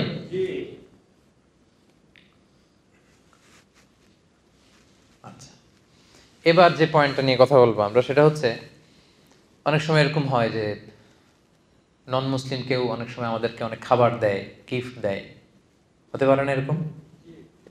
এই যে মালয়েশিয়াতে তো কি হয়, দিওয়ালি হয় না, এখানে দীপাবলি বলে, ইন্টারন্যাশনালি তো এটা হচ্ছে দিওয়ালি। তো মালয়েশিয়াতে দীপাবলি ওদের যে ফেস্টিভ্যাল হয়, দেখবেন যে পাশে আপনি মুসলিম বাড়ি, যে কিছু সুইট মিট দিয়ে আসবে, কিছু খাবার কিছু একটা দিয়ে আসলো, তো এটা নিতে পারবেন কিনা আপনি? বা ধরেন কিছু ফলমূল দিয়ে আসলো, নিতে পারবেন কিনা? বা ধরেন মাছ মাংস কিছু একটা দিল আপনাকে, তাহলে আপনার নন মুসলিম ফ্রেন্ড, প্রতিবেশী বা কেউ যদি কিছু আপনাকে দেয় অন্য ধর্মের, ভিন্ন ধর্মাবলম্বী, আপনি নিতে পারবেন কিনা? This is the question. এটা মনে হয় খুবই রেলেভেন্ট, কি বলেন? আপনাদের এরকম বিভিন্ন সময় ঘটছে না এরকম কনফিউশন, কিরে নিব কি নিব না, খাবো কি খাবো না, জায়েজ কি না জায়েজ? আজকে ক্লিয়ার হয়ে যান। আমরা দেখি যে রাসূল সাল্লাল্লাহু আলাইহি ওয়াসাল্লাম কি করতেন। আল্লাহ রাসূল সাল্লাল্লাহু আলাইহি ওয়াসাল্লাম উনি ওনার জীবদ্দশায় অমুসলিমদের কাছ থেকে কিছু নিয়েছেন কিনা উপহার বা গিফট হিসেবে, এটা দেখলেই তো আমাদের কাছে ক্লিয়ার হয়, কি বলেন? জি। আচ্ছা, আল্লাহ রাসূল সাল্লাল্লাহু আলাইহি ওয়াসাল্লাম যখন ষষ্ঠ হিজরিতে মুশরিকদের সাথে হুদায়বিয়া সন্ধি করলেন 10 বছরের, তখন একটু কোয়াইট এন্ড কাম সিচুয়েশন, এখন আর যুদ্ধ টুদ্ধ নাই। তো রাসূল সাল্লাল্লাহু আলাইহি ওয়াসাল্লাম ভাবলেন যে দিস ইজ দ্য চান্স, এখনই তো সুযোগ, গ্লোবালি একটা গ্লোবাল নেভিগেশন দরকার আমার, গ্লোবালি আমি ইসলামটাকে ছড়াই দিব। উনি কাতেবে ওহীদেরকে ডেকে বললেন যে সবাই লিখো, আমার পক্ষ থেকে চিঠি লিখো। রাসূল ইসলাম নিজে লিখতেন না, লোক দিয়ে দিয়ে লেখাতেন, লিখো। রাসূল ইসলাম বলতেছেন, ওনারা চিঠি লিখতে আরম্ভ করলেন, বললেন যে বর্তমানে সুপার পাওয়ার কারা আছে বলো। তো সাহাবারা বলতে আরম্ভ করলো, একটা সুপার পাওয়ার আছে হচ্ছে ওই রোম সাম্রাজ্য, হিরাক্লিয়াস। লেখো, হিরাক্লিয়াসের কাছে লেখো। আর কে আছে? আরেকটা আছে কিসরার, পারস্যের সুপার পাওয়ার। আর কে আছে? আর ইস্কান্দারিয়ার মুকাউকেস আছে, মানে মিশরি সম্রাট। আর কে আছে? ওখানে। তৎকালীন সময়ে যত বড় বড় সুপার পাওয়ার ছিল, রাসূল সাল্লাল্লাহু আলাইহি ওয়াসাল্লাম সবার কাছে তখন দাওয়াতি চিঠি লিখতে আরম্ভ করলেন।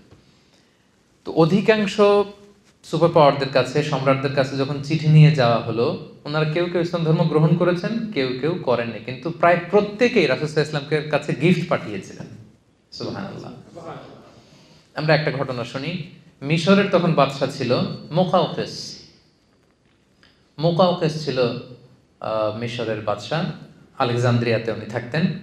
ওনার কাছে যখন রাসূল সাল্লাল্লাহু আলাইহি ওয়াসাল্লামের চিঠি পাঠানো হলো, উনি চিঠি পড়ে তো মুগ্ধ, তিনি বুঝতে পারলেন যে এটা তো নবী। তখন যিনি চিঠি নিয়ে গিয়েছিলেন, মোস্ট প্রবাবলি হাতিব ইবনে আবি বালতাআ রাদিয়াল্লাহু তাআলা আনহু, ওনার কাছে করে উনি অনেক গিফট পাঠিয়েছিলেন। কি কি গিফট শুনেন। 1000 গোল্ড কয়েন। ওনার ধর্ম হচ্ছে খ্রিস্ট ধর্ম। যে বাদশা রাসূলকে গিফট পাঠিয়েছেন, ওনার ধর্ম কি? খ্রিস্ট ধর্ম। তার মানে উনি কোন ধর্মের? খ্রিস্টান। উনি 1000 গোল্ড কয়েন, 1000 স্বর্ণ মুদ্রা পাঠিয়েছেন। 2 বিউটিফুল ক্রিশ্চিয়ান স্লেভস, দুইজন খ্রিস্টান সুন্দরী নারী পাঠিয়েছিলেন, দাসী। তখনকার এই প্রচলনটা ছিল। একজনের নাম হচ্ছে মারিয়া বিনতে শামআন আল কিবতি, আরেকজনের নাম হচ্ছে সিরিন। তো মারিয়াকে তিনি স্ত্রী হিসেবে রেখেছিলেন, আর সিরিনকে তিনি আরেক সাহাবীর জন্য দিয়েছিলেন, হাসান বিন সাবিত রাদিয়াল্লাহু তাআলা আনহু, রাসূল সাল্লাল্লাহু আলাইহি ওয়াসাল্লামের সভাকবি। এখানেই শেষ না, একজন পুরুষ কর্মচারী পাঠিয়েছিলেন 20 pieces of fine garments, 20 piece থান কাপড়। 20 পিস কি? যাতে রাসূল সাল্লাল্লাহু আলাইহি ওয়াসাল্লাম জামা বানাতে পারেন, থান কাপড় পাঠিয়েছেন। এরপর একটা গাধা পাঠিয়েছেন, একটা খচ্চর পাঠিয়েছেন। আল্লাহ রাসূল সাল্লাল্লাহু আলাইহি ওয়াসাল্লাম এই মুকাউকেসের পাঠানো সবগুলো গিফট তিনি গ্রহণ করেছিলেন। সুবহানাল্লাহ, সব গ্রহণ করেছিলেন। ধর্ম কি ছিল? খ্রিস্টান। কথা বলে না,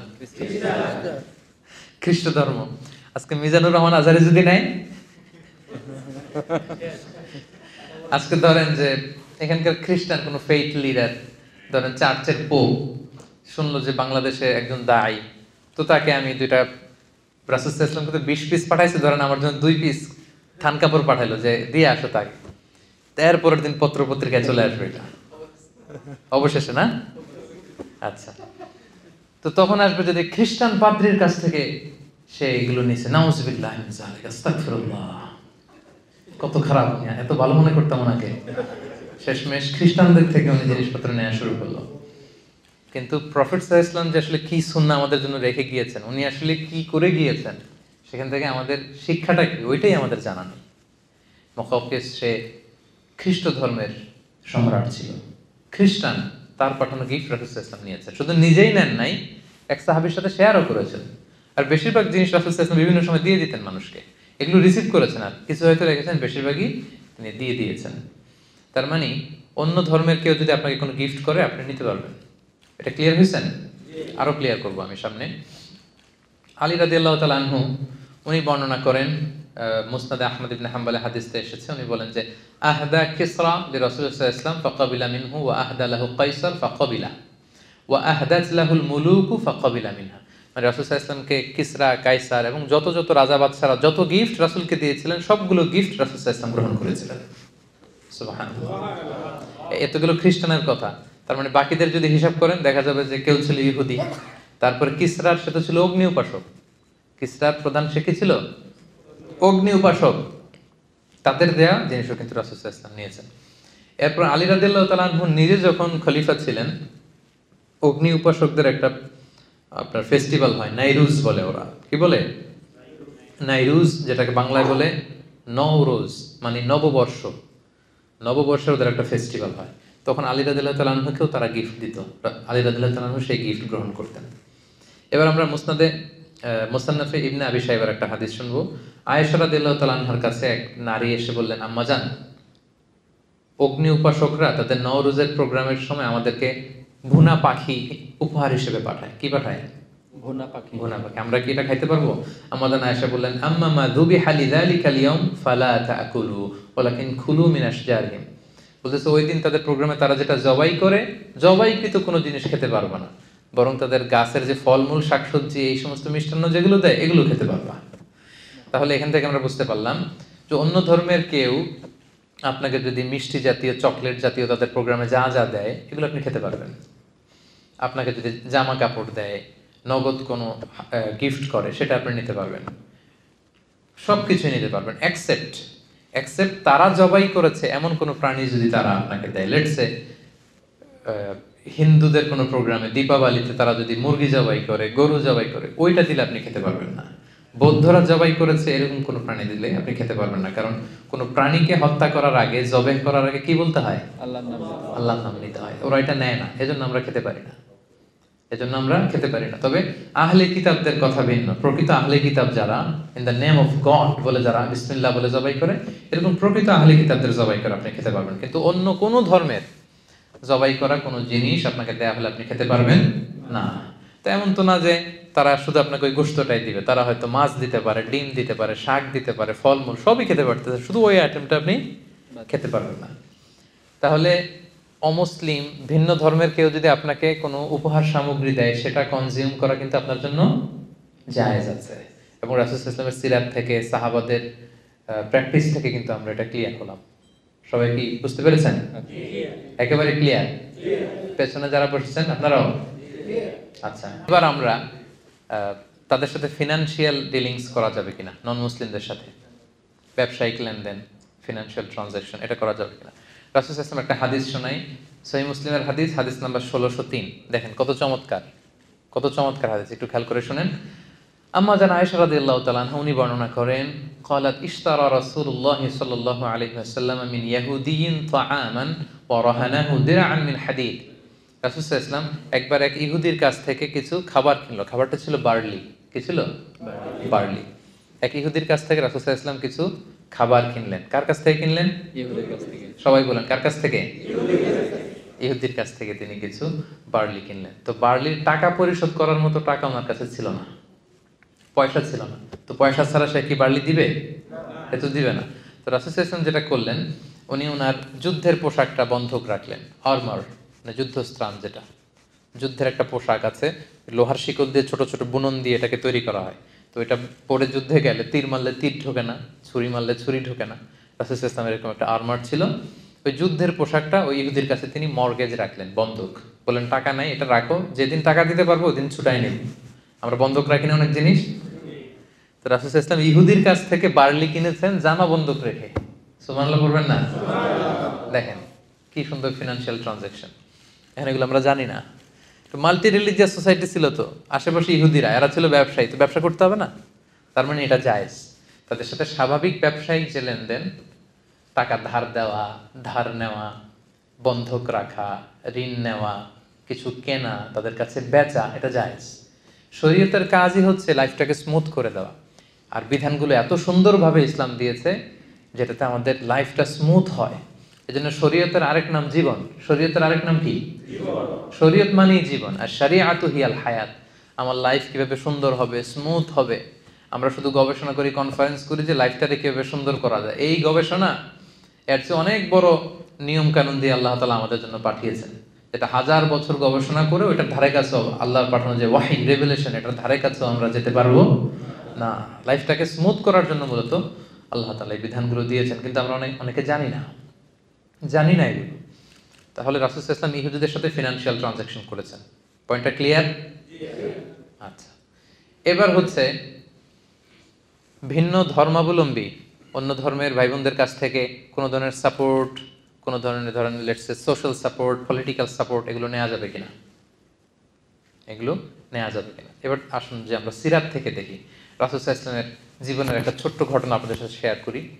ওনার চাচা ইন্তেকাল করলেন। চাচার নাম কি? সবাই বলবেন কি নাম?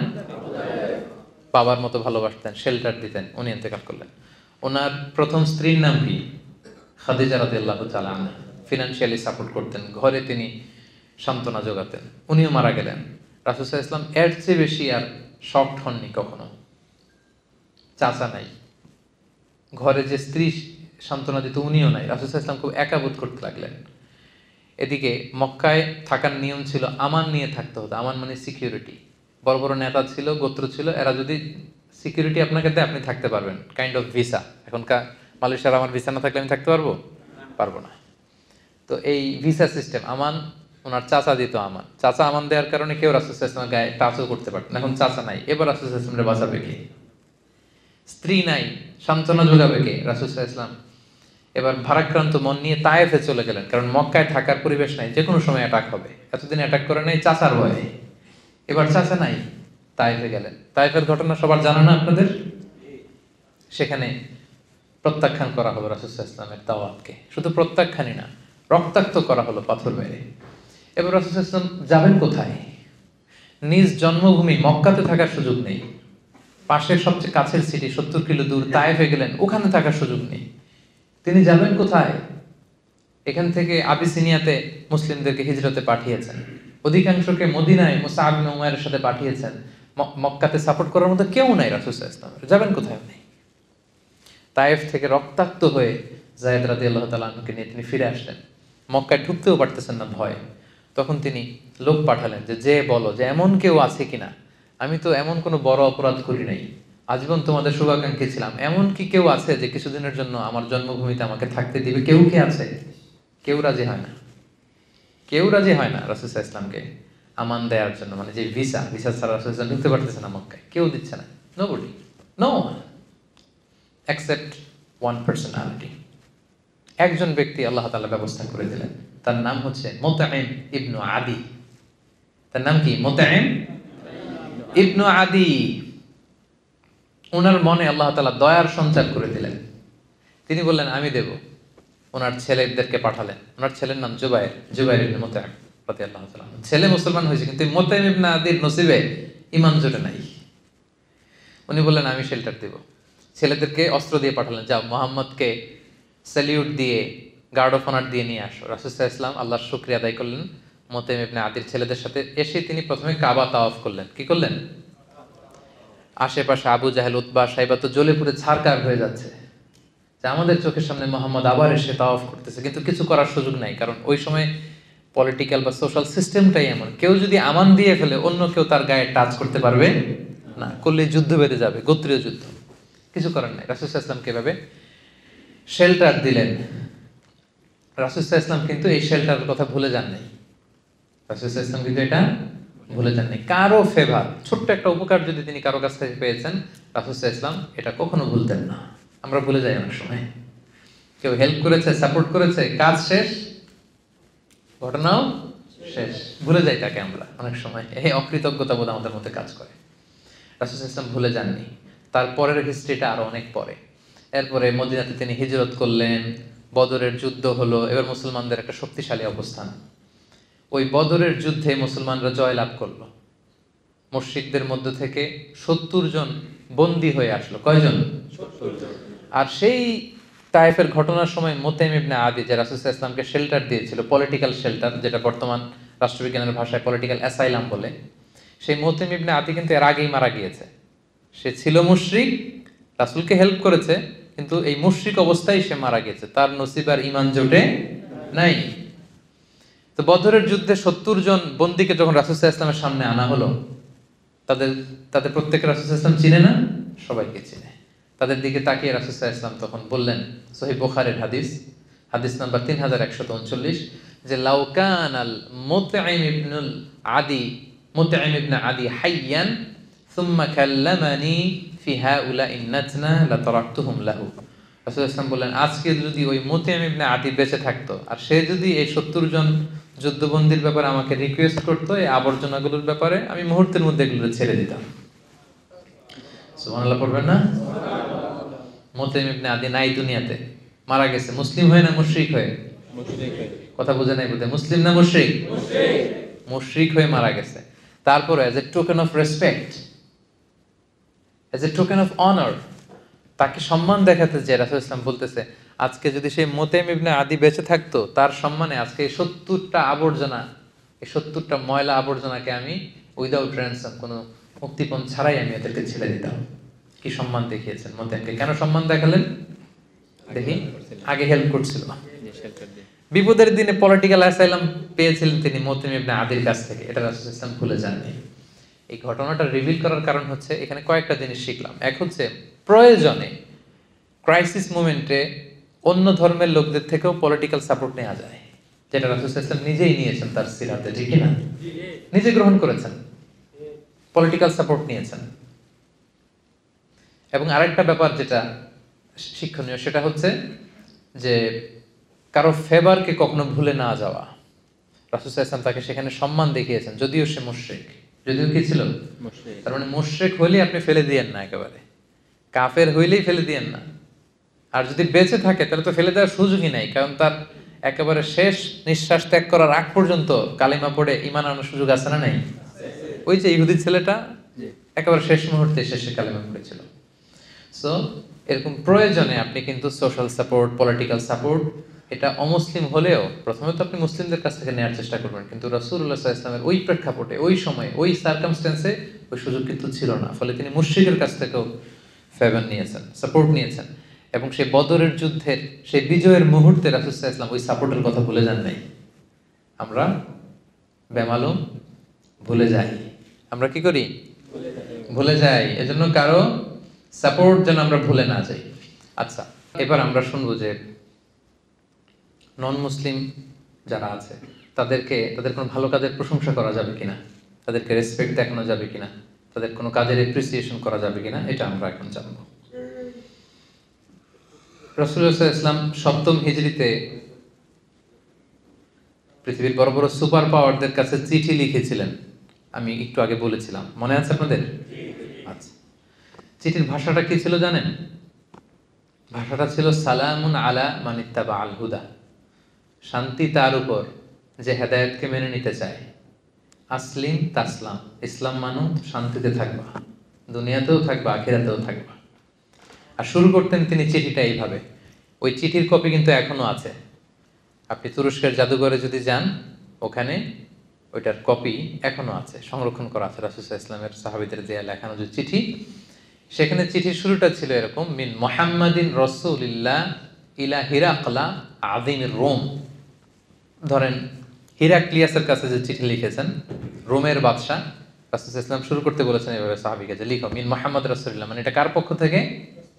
মুহাম্মদ রাসূলুল্লাহ ওনার পক্ষ থেকে। কার প্রতি? ইলা হিরাকলা, মানে হিরাক্লিয়াসের প্রতি। এতটুকু বললেই হইতো। এরপর রাসূল সাল্লাল্লাহু আলাইহি ওয়াসাল্লাম একটা শব্দ ব্যবহার করেছেন, উনি বলেছেন আযীমির রোম, মানে উনি সাধারণ লোক না, উনি হচ্ছেন রোমের আজিম, highness, the royal highness, the majesty.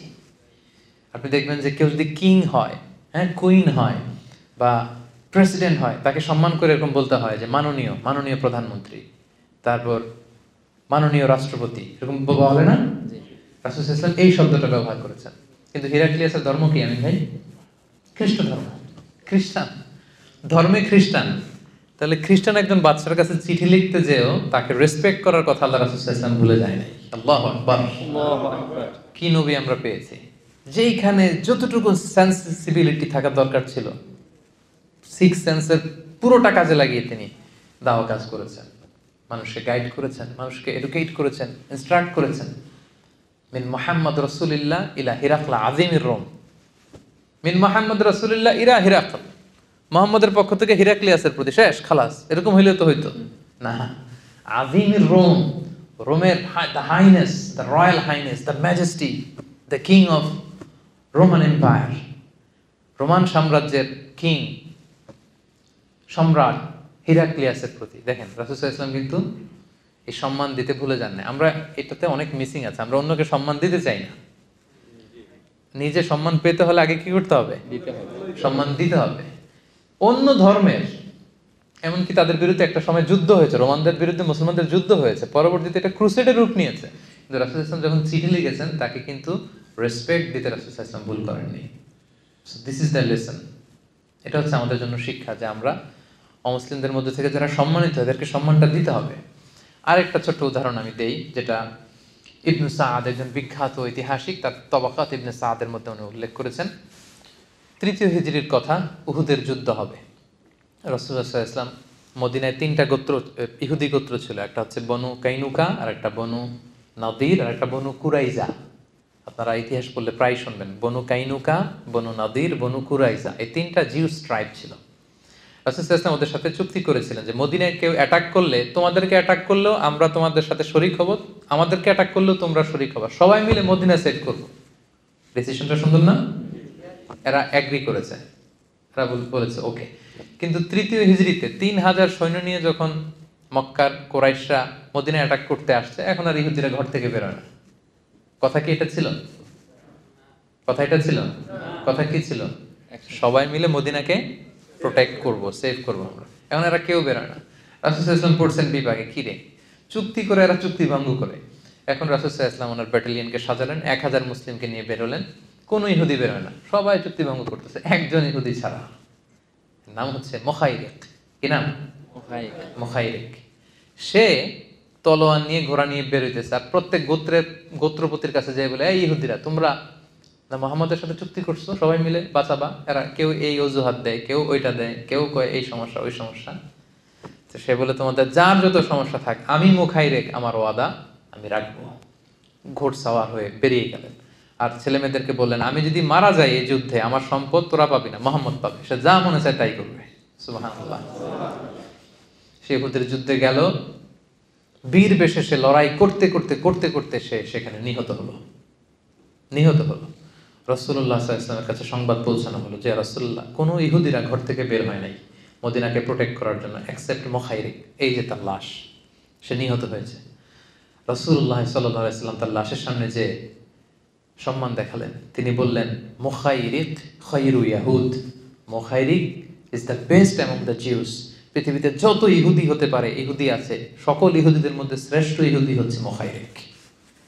সুবহানাল্লাহ ওয়া বিহামদিহি, দ্য বেস্ট অ্যামং জিউস, সবচেয়ে শ্রেষ্ঠ ইহুদি মুখাইরিক। দেখেন আল্লাহ রাসূল সাল্লাল্লাহু আলাইহি ওয়াসাল্লাম, সে ইহুদি না খ্রিস্টান না মুশরিক, আল্লাহরে মানে কি মানে না এটা না, এগুলো ভুলে গেছেন। রাসূল সাল্লাল্লাহু আলাইহি ওয়াসাল্লাম as a token of appreciation তাকে সেলিউট জানালেন, তাকে সম্মান দেখালেন। সে যে তার ওয়াদা রেখেছে, রাসূল সাল্লাল্লাহু আলাইহি ওয়াসাল্লাম তাকে অ্যাপ্রিশিয়েট করলেন, বললেন দ্য বেস্ট অ্যামং জিউস, এর চেয়ে ভালো ইহুদি আর হতে পারে না। এখন মুখাইরিকের সাথে আল্লাহ তাআলা কি আচরণ করবে আমরা জানি না। যুদ্ধের ময়দানে এমনও তো হতে পারে তা সে ঈমান এনেছিল, হতে পারে না, আমরা জানি। তার সাথে তার রবের কি ঘটছিল, শেষ মুহূর্তটা কিভাবে কাটছিল, আমরা কেউ জানি না। তার ফয়সালা আল্লাহ করবে। কিন্তু সে তার কথা রেখেছিল, এজন্য আল্লাহর হাবিব সাল্লাল্লাহু আলাইহি ওয়াসাল্লাম তাকে এই সম্মানটা দিতে ভুলে যান নাই। তাকে তিনি রেসপেক্ট করেছেন, অ্যাপ্রিসিয়েট করেছেন এবং সব সাহাবীদের সামনে বলেছেন যে সে হচ্ছে শ্রেষ্ঠ ইহুদি। সে কি? শ্রেষ্ঠ ইহুদি। তো দেখেন, ইসলাম কিন্তু আমাদেরকে মানে ন্যারো মাইন্ডেড হতে বলে না। অন্য ধর্মের ভালো কাজ করলে যে আমরা অ্যাপ্রিসিয়েট করবো না, এমনটা না। যেই ধর্মের হোক, যেই বিশ্বাসের হোক, ভালো কাজ করলেই এটা অ্যাপ্রিসিয়েট করতে হবে। তাহলে অন্য ধর্মাবলম্বী যারা, এদেরকে রেসপেক্ট দেখানোতে, প্রশংসা করাতে কোনো সমস্যা নেই। এটা আমরা ক্লিয়ার হয়েছে সবাই? আচ্ছা, তাহলে এটা আমাদেরকে খেয়াল রাখতে হবে যে অন্য ধর্মের হলেই যে তারা খারাপ এবং সবাইকে এক পাল্লায় মাপা, এটা আমাদের একটা বড় সমস্যা। সবাইকে কিন্তু এক পাল্লায় মাপা যাবে না।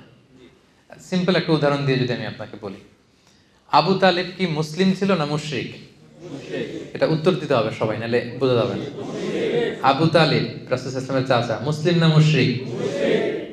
মুশরিক। আবু জাহাল মুসলিম না মুশরিক? আচ্ছা, আবু তালেব কি অবস্থায় মারা গিয়েছে, মুসলিম না মুশরিক অবস্থায়? আবু জাহেল কি অবস্থায় মারা গিয়েছে? তাহলে আবু তালেব, আবু জাহেল দুইজনই মুশরিক, দুইজনই শিরকের উপর ইন্তেকাল করেছে, কিন্তু দুইজন কি এক? কথা বলেন, দুইজন কি এক? এক পাল্লায় মাপা যাবে? যাবে না তো। আবু তালেব রাসূল সাল্লাল্লাহু আলাইহি ওয়াসাল্লামের চাচা, আজীবন শুধু লা ইলাহাটাই পড়ে নাই, আর সব করেছে, শুধু লা ইলাহাটাই পড়তে পারে নাই। জানি না আল্লাহ তাআলা ওনার সাথে কি আচরণ করবেন। শুধু লা ইলাহাটাই পড়ে নাই, রাসূল সাল্লাল্লাহু আলাইহি ওয়াসাল্লামকে আগলে রেখেছে, আমান দিয়েছে, পলিটিক্যাল সাপোর্ট, সামাজিক সাপোর্ট, নিজের ছেলের চেয়ে বেশি আদর করেছে। আলী রাদিয়াল্লাহু তাআলা আনহু ওনার আপন ছেলে, জাফর ইবনে আবু তালেব আপন ছেলে, এদের চেয়ে বেশি আদর করেছে আল্লাহ রাসূল সাল্লাল্লাহু আলাইহি ওয়াসাল্লামকে, কিন্তু শিরকের উপর ইন্তেকাল করেছে। আর আবু জাহাল, এমন কোনো সুযোগ নাই রাসূল সাল্লাল্লাহু আলাইহি ওয়াসাল্লামের বিরুদ্ধে যেটা সে কাজে লাগায় নাই। আজীবন কষ্ট দিয়েছে আমার নবীকে, বদরের যুদ্ধের শেষ নিঃশ্বাস ত্যাগ করা পর্যন্ত ইসলামের বিরুদ্ধে কাজ করে গিয়েছে। এও মুশরিক, এও মুশরিক, দুই মুশরিক কি এক? কথা বলেন। তাহলে সবাইকে এক পাল্লায় মাপা যাবে না, বুঝতে পেরেছেন? যদিও ভিন্ন ধর্মের হয়, অন্য ধর্মের হয়, তারা সবাই এক নয়। সিম্পলি আমরা এদেরকে তিনটা ক্যাটাগরি করতে পারি, তিনটা ক্যাটাগরি। এক নম্বর হচ্ছে যে যারা ইসলামের বিরুদ্ধে বিষোদ্গার ছড়ায়, আমাদের বিরোধী, আমাদের সাথে যুদ্ধ অবস্থায় আছে, তাদের সাথে আমাদের রিয়াকশন একরকম, কি বলেন? তাই না? যারা আমাদের বিরোধী, আমাদের সাথে যুদ্ধে লিপ্ত হতে চায়, তাদের সাথে রিয়াকশন একরকম। আরেকটা হচ্ছে নিউট্রাল, যারা অমুসলিম, পৃথিবীর বিভিন্ন দেশে যে অমুসলিম সাধারণ জনগণ, এদের সাথে আমাদের কোনো বিরোধ আছে? এদের সাথে আমাদের সুসম্পর্ক থাকবে, ফ্রেন্ডশিপ থাকবে। আরেকটা আছে শুধু নিউট্রালই না, বরং আমাদেরকে ভালোবাসে, এরকমও ভিন্ন ধর্মী আছে না নাই? যে বললাম না যে অনেক হিন্দু আমাদের প্রোগ্রামগুলোতে আসে। খুলনায় আমার একটা প্রোগ্রাম ছিল, আমার বলতেছে আয়োজক কমিটি, হুজুর কয়েকশো হিন্দু আসছে আপনার আলোচনার সাথে, কয়েকশো। ধর্ম কি? সবাই বলেন। কিন্তু তাফসীর শুনতে আসছে। তো তার তুলনা আর যারা ইসলামের বিরুদ্ধে যদি অন্য ধর্মের কেউ শত্রুতা করে, এই দুই গ্রুপ কি একরকম? কখনোই না। তাহলে অন্য ধর্মের লোক হতে পারে, তাদের মধ্যে অনেকে আছে মুসলিমদেরকে সাপোর্ট করে, তো তাদের প্রতি কিন্তু আমাদের ওই যে রাসূল সাল্লাল্লাহু আলাইহি ওয়াসাল্লাম মুতাইম ইবনে আদিকে যে রেসপেক্ট দেখিয়েছেন, মুখাইরিককে যেমনি অ্যাপ্রিসিয়েট করেছেন, এই রেসপেক্টটা কিন্তু আমাদের দেখাতে হবে। কথা কি ক্লিয়ার? তাহলে এক পাল্লায় মাপা যাবে না। এবং আল্লাহ রাসূল সাল্লাল্লাহু আলাইহি ওয়াসাল্লাম আজীবন, এই যে আমি রিলিজিয়াস কোএক্সিস্টেন্সের কথা বলছি, ধর্মীয় সহাবস্থান, আজীবন এটার চেষ্টা করেছেন। কেউ প্রমাণ করতে পারবে না যে রাসূল সাল্লাল্লাহু আলাইহি ওয়াসাল্লাম প্রথমে বিরোধে জড়াতে চেয়েছেন, প্রথমে যুদ্ধ করতে চেয়েছেন, কখনো না। সাহাবারা এক পক্ষে, রাসূল সাল্লাল্লাহু আলাইহি ওয়াসাল্লাম এক আরেক পক্ষে। সব সাহাবারা বলে, ইয়া রাসূলুল্লাহ, আমাদের দেহের এক ফোঁটা রক্ত থাকতে উমরা না করে আমরা ফিরবো না, আমাদের তলোয়ার দরকার নেই, আমাদের হাতের লাঠি দিয়ে আমরা এদের সাথে যুদ্ধ করবো। রাসূল সাল্লাল্লাহু আলাইহি ওয়াসাল্লাম বললেন, না, পিস ট্রিটি করো, পিস এগ্রিমেন্ট, হুদায়বিয়ার সন্ধি। আল্লাহ তাআলা এটাকেই ফাতহুম মুবিন বলেছেন, ইন্না ফাতাহনা লাকা ফাতহাম মুবিনা। রাসূল সাল্লাল্লাহু আলাইহি ওয়াসাল্লাম অনেক ভিশনারি ছিলেন এবং ঠিকই এটা প্রকৃত বিজয় হিসেবে ইসলামের জন্য এসেছে। তাহলে দেখেন, এই যে পিস ট্রিটি হলো, পিস এগ্রিমেন্ট মক্কার কুরাইশদের সাথে, এদের ধর্ম কি ছিল? পেগানস, আইডোলেট্রিতে বিশ্বাসী ছিল, মানে মুশরিক। দেখেন, মুশরিকদের সাথে রাসূল সাল্লাল্লাহু আলাইহি ওয়াসাল্লাম কি করে? পিস ট্রিটি করে। আর আমরা মুসলিম ভাই বসতে পারি না এক টেবিলে। আমিও মুসলিম, আমিও ইসলামী দলের প্রধান, উনিও ইসলামী দলের প্রধান। আমি ওনার বিরুদ্ধে ফেসবুকে স্ট্যাটাস দেই, উনি ইউটিউবে আমার হুমকি দেয়। আছে না নাই? এই তো এটাই চলতেছে, এটাই চলতেছে। আপনি ইসলাম কায়েম করতে চান, আপনি ইসলাম কায়েম করতে চান, আপনিও চান, আমিও চাই, কিন্তু এক টেবিলে বসতে পারি না, একসাথে মানে একসাথে চা খাবো, গল্প করবো, এটা হয় না। আর রাসূল সাল্লাল্লাহু আলাইহি ওয়াসাল্লাম মুশরিকদের সাথে পিস এগ্রিমেন্ট করেছেন। মুশরিকদের সাথে, এরা মূর্তির পূজা করত। মদিনায় এসে দেখলেন ইহুদিরা ডমিনেটেড এখানে, ওনাদের সাথে বিরুদ্ধে জড়ালেন না। রাসূল সাল্লাল্লাহু আলাইহি ওয়াসাল্লাম মদিনায় এসে আরেক সবাইকে ইন্টারফেথ ডায়ালগের কথা বললেন, আন্তধর্মীয় সংলাপ বললেন। কুল ইয়া আহলাল কিতাবি তাআলাউ ইলা কালিমাতিন সাওয়াইন বাইনানা ওয়া বাইনাকুম আল্লা না'বুদা ইল্লাল্লাহ ওয়া লা নুশরিকা বিহি শাইআ।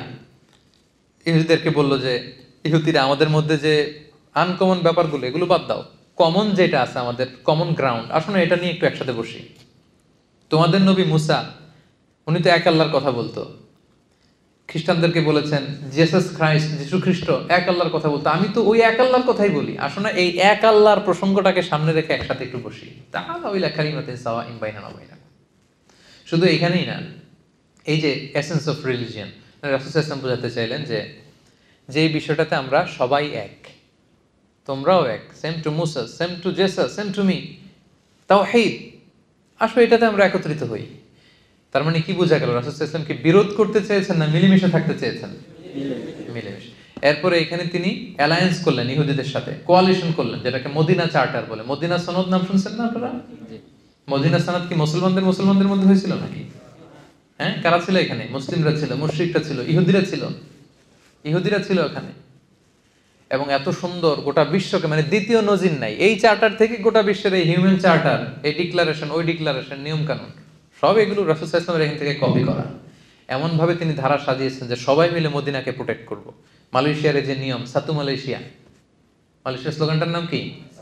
সাতু মালয়েশিয়া। মানে তুমি চাইনিজ হও, তুমি তামিল হও, তুমি মুসলিম হও, ইটস আপ টু ইউ, কিন্তু আমরা সবাই মালয়েরা মিলে এক জাতি। কত চমৎকার! মানে একটা nice role model of religious coexistence Malaysia, আলহামদুলিল্লাহ, very nice role model of religious coexistence. সবাই মিলে সাথে মালয়েশিয়া, এক মালয়েশিয়া, এটাই করেছিলেন রাসূল সাল্লাল্লাহু আলাইহি ওয়াসাল্লাম। সবাই মিলে আমরা মদিনাকে রক্ষা করব, কেউ কারোর বিরুদ্ধে যুদ্ধে জড়াবো না, স্ব ধর্ম স্বাধীনভাবে পালন করব। কিন্তু দুঃখজনক হলেও সত্যি, রাসূল সাল্লাল্লাহু আলাইহি ওয়াসাল্লামের পক্ষ থেকে কোনো ধরনের ঘাটতি ছিল না। অন্যান্য যারা ছিল ইহুদিদের মধ্যে থেকে গোত্রগুলো, একের পর এক তারা ট্রেচারি করার কারণে, রুলসগুলো ভঙ্গ করার কারণে এই মদিনা সনদ ভঙ্গ হয়েছে। কিন্তু রাসূল সাল্লাল্লাহু আলাইহি ওয়াসাল্লামের পক্ষ থেকে এই শান্তি নষ্ট করার কোনো কিছু তিনি কখনো করেন নাই। সবসময় চেয়েছেন এই যে রিলিজিয়াস কোএক্সিস্টেন্স বা একসাথে মিলেমিশে থাকা, ধর্মীয় সহাবস্থান, এটা কিন্তু রাসূল সাল্লাল্লাহু আলাইহি ওয়াসাল্লাম শিখিয়েছেন।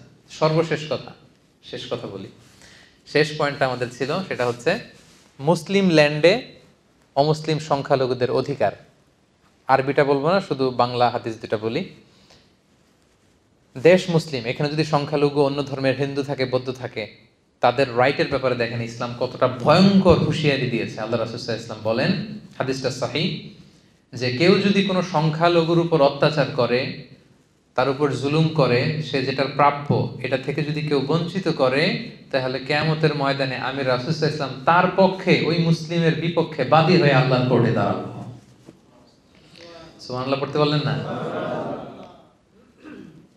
আপনি নামাজ পড়তে পড়তে কপালে দাগ ফেলাই দিয়েছেন, দাড়ি রাখতে রাখতে এত লম্বা জুব্বা, এরপরে হিন্দুদের বাড়ি দখল করতেছেন আর বলতেছেন আপনি বড় হাজী সাহেব। আল্লাহ রাসূল সাল্লাল্লাহু আলাইহি ওয়াসাল্লাম বলেন কিয়ামতের দিন আল্লাহ রাসূল ওই হিন্দুর পক্ষে থাকবে, আপনার বিপক্ষে। কথাটার ওজন খেয়াল করেন।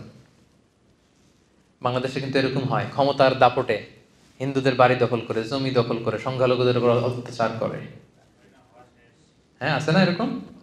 আল্লাহ রাসূল সাল্লাল্লাহু আলাইহি ওয়াসাল্লাম বলেছেন তুমি মুসলিম হও, তুমি হাজী হও, তুমি যেইটা হও, তোমার বিপক্ষে থাকবে আমার অবস্থান কিয়ামতের দিন। আচ্ছা, সোজা সাপটা একটা আনসার দেন, রাসূল সাল্লাল্লাহু আলাইহি ওয়াসাল্লাম যদি কারো বিপক্ষে বাদী হয়ে দাঁড়ায়, উপায় নেই, যার শাফাআত ছাড়া আমরা জান্নাতে ঢুকে কল্পনাই করতে পারি না, তিনি আমার বিপক্ষে আল্লাহর সুপ্রিম কোর্টের ট্রাইব্যুনালে আমার বিপক্ষে, জান্নাতে যাওয়ার কোনো সুযোগ কি আমার সেদিন থাকবে? জন্য খবরদার। সংখ্যালঘুদের ব্যাপার দেখেন ইসলাম কত কঠিন হুঁশিয়ারি দিয়েছে। আমার হিন্দু ভাইরা, এই আলোচনা যদি কেউ আপনারা শুনেন, এটা যখন ইউটিউবে যাবে, রাসূল সাল্লাল্লাহু আলাইহি ওয়াসাল্লাম বলেছেন আপনাদের পক্ষে, সে 1400 বছর আগে আপনাদের পক্ষে, আপনাদের রাইটসের জন্য, আপনাদের অধিকারের জন্য রাসূল সাল্লাল্লাহু আলাইহি ওয়াসাল্লাম লড়াই করেছেন। স্পষ্ট ঘোষণা, সংখ্যালঘুদেরকে আক্রমণ করলে, এদের উপর অত্যাচার করলে, জুলুম করলে, এদের প্রাপ্য অধিকার থেকে বঞ্চিত করলে আমি নবী কিয়ামতের দিন সংখ্যালঘুর পক্ষে দাঁড়াবো, তার বিপক্ষে দাঁড়াবো। হাদিস নাম্বার 1। হাদিস নাম্বার 2, আল্লাহ রাসূল সাল্লাল্লাহু আলাইহি ওয়াসাল্লাম বলেন, কেউ যদি কোনো সংখ্যালঘুকে অন্যায়ভাবে হত্যা করে, কি করে? মানে এটা আরো ভয়ঙ্কর, এটা সহিহ বুখারীর হাদিস, হাদিস নাম্বার 6914। সংখ্যালঘুকে যদি অন্যায়ভাবে কেউ হত্যা করে, আল্লাহ রাসূল সাল্লাল্লাহু আলাইহি ওয়াসাল্লাম বললেন, কিয়ামতের দিন সে জান্নাতে তো যাবেই না, জান্নাতের ঘ্রাণও পাবে না। এজন্য খবরদার, ভয়ঙ্কর কথা কিন্তু আল্লাহ রাসূল সাল্লাল্লাহু আলাইহি ওয়াসাল্লাম বলেছেন। সো ইসলাম সব সময় ভিন্ন ধর্মাবলম্বীদের সাথে আমাদের সুসম্পর্কের কথা বলে, তাদের অধিকার সংরক্ষণের কথা বলে। এমনকি তারা যে মূর্তির পূজা করে, কোরআনের গাইডলাইন হচ্ছে লা তাসুব্বুল্লাযীনা ইয়াদউনা মিন দুনিল্লাহি ফায়াসুব্বুল্লাহা আদওয়ান বিগাইরি ইলম। খবরদার, আল্লাহকে ছাড়া তারা যে দেবী বা প্রতিমা, তাদের কাছে যেটা পবিত্র, এটা যে উপাসনা করে, ওই দেবী মূর্তি এগুলোকে তোমরা গালি দিও না, খবরদার। এটা কোরআনের ডোনস। কোরআনের অনেকগুলো খুব স্ট্রিক্ট ডুজ অ্যান্ড ডোনস আছে। কোরআন বলেছে খবরদার, ওদের প্রতিমা, ওদের মূর্তি, ওদের দেবদেবী এগুলোকে গালি দিও না। দিলে কি হবে? ওরা আল্লাহকে গালি দিবে, ফলে তুমি কেমন যেন আল্লাহরে গালি খাওয়ানোর কারণ হলো না, ঠিক কিনা? কারণ তুমি তো ওদের দেবীকে গালি না দিলে ওরা তোমার আল্লাহর গালি দিত না। তার মানে অমুসলিমদের সাথে যদি আমরা খারাপ আচরণ করি, তাদের দেবদেবীকে যদি আমরা গালি দেই, তাহলে কেমন যেন আমরা নিজেরা ইসলামকে ছোট করলাম। ইসলাম আমাদেরকে এটা শিক্ষা দেয়নি। ইসলাম সবসময় সহমর্মিতার কথা বলে, সাম্প্রদায়িক সম্প্রীতির কথা বলে, ধর্মীয় সহাবস্থানের কথা বলে, ইন্টারফেথ ডায়ালগের কথা বলে, যেগুলোকে সামনে রেখে আমরা একসাথে হতে পারি। ইসলামের মৌলিক শিক্ষার সাথে অন্য ধর্মের সাথে যে শিক্ষাগুলো মিল আছে, এগুলোকে সামনে নিয়ে কিন্তু আমরা একসাথে বসতে পারি, একসাথে কাজ করতে পারি। তাহলে সংঘাত এগুলো কমে যাবে। কথা বুঝতে পেরেছেন সবাই? তাহলে সংক্ষেপে যদি বলি, আমাদের স্বাভাবিক বন্ধুত্বে কোনো সমস্যা নেই, কিন্তু গার্ডিয়ানশিপ, লয়াল গার্ডিয়ানশিপ মানাতে সমস্যা। কি বলেন? এরপর ধরেন আমাদের সামাজিক যে ডিলিংস, আমাদের যে রাজনৈতিক ডিলিংস, আমাদের অর্থনৈতিক যে ডিলিংস, এগুলোতে কোনো সমস্যা নেই। আমাদের আশেপাশে যদি অন্য ধর্মাবলম্বী আমাদের কোনো প্রতিবেশী থাকে, প্রতিবেশীর যে হক, এটা কিন্তু আমাদেরকে আদায় করতে হবে। যদি আমাদের আত্মীয় থাকে অন্য ধর্মের, সে আত্মীয়তার বন্ধন কিন্তু আমাদেরকে অটুট রাখতে হবে, এবং প্রয়োজনে তাদের কাছ থেকে আমরা সাপোর্ট নিতে পারবো, আমরা তাদেরকে সাপোর্ট করতে পারবো। এবং ইসলাম আমাদেরকে এতটা ছোট মন মানসিকতার হতে বলেনি যে অন্য ধর্মের কেউ একটা ভালো কাজ করলো, তার ধর্ম ভিন্ন বিদায় আমি তার প্রশংসা করব না, তার অ্যাপ্রিসিয়েট করব না, এটা নয়। বরং আমি অ্যাপ্রিসিয়েট করতে পারবো, এমনকি আমরা তাদেরকে গিফট করতে পারবো। তারা কোনো গিফট দিলে সেটাও কিন্তু আমরা নিতে পারবো। আর আমরা যদি কোনো আমাদের মুসলিম স্টেট থাকে, সেখানে যদি অন্য ধর্মের লোকজন থাকে, তাদের সর্বোচ্চ রাইট দেওয়া রাষ্ট্রীয় আইনে, এটা কিন্তু আমাদের দায়িত্ব। আমাদের বাংলাদেশে যে ঘটনাগুলো ঘটছে, এটা কিন্তু খুবই দুঃখজনক। এগুলোর সাথে কোনো প্রকৃত মুসলমানের এখানে সম্পৃক্ততা থাকতে পারে না। এটা একটা বিশাল কনস্পাইরেসির অন্তর্ভুক্ত। সো আমাদেরকে সাবধানে থাকতে হবে, খুব ট্যাক্টফুলি এগুলোকে আমাদের হ্যান্ডেল করতে হবে। আর তার পাশাপাশি একই দেশে যদি অনেকগুলো ধর্মের লোক থাকে, সেক্ষেত্রে আমরা বলি যে এমনভাবে আমাদের নিজস্ব স্বকীয়তাকে বজায় রাখা, তাদের সাথে মিশতে যে সামাজিক মেলামেশা করতে যে আমরা যেন আমাদের স্বকীয়তাকে না হারাই। বিশেষ করে ইসলামে শিরকের গুনাহ সবচেয়ে বড় গুনাহ। আল্লাহ সব মাফ করেন, কিন্তু শিরকের গুনাহকে তিনি কখনো মাফ করেন না। তাদের যেখানে দেবদেবীর পূজা হচ্ছে, এটা তাদের কাছে ধর্মীয় অনুষ্ঠান, পবিত্র, কিন্তু আমরা কিন্তু সেখানে উপস্থিত থাকতে পারবো না। আমাদের তাওহীদের মধ্যে কোনো ধরনের ঘাটতি হয়, এটা প্রশ্নবিদ্ধ হয়, এমন কোনো কাজ কিন্তু আমরা কখনো করতে পারবো না। তারা শান্তিপূর্ণভাবে তাদের ধর্ম তারা পালন করবে, আমরা শান্তিপূর্ণভাবে আমাদের ধর্ম পালন করবো। They have their faith, we have our faith. আল্লাহ তাআলা খুব স্পষ্টভাবে বলেছেন, লাকুম দীনুকুম ওয়ালিয়া দীন।